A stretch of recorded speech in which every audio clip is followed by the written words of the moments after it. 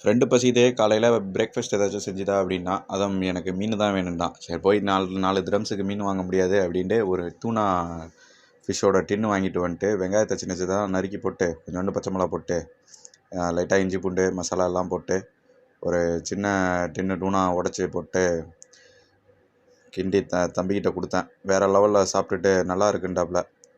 அதாவது இங்கே வந்து ப்ரோட்டீனாக சாப்பிட்ணு ஹெல்த்தி இல்லை தான். இது கொஞ்சம் டின்னு ப்ராசஸ்டு ஃபுட்டு இருந்தாலும் இதை ஒன்று வாங்கி செஞ்சாங்கன்னா ஒரு 2-3 பேர் ஒரு பிரேக்ஃபாஸ்ட்டை ஒரு ரொட்டியோடு வச்சு சாப்பிட்டு வேலையை முடிச்சிடலாம். இது வந்து பேச்சுலர் குக்கிங் இப்படி தான் இருக்கும். கண்ணா முன்னாண்டு டேஸ்ட்டாக எதிர்பார்க்கணுன்னா டேஸ்ட்டாக தான் இருக்கும் நம்மளுக்கு.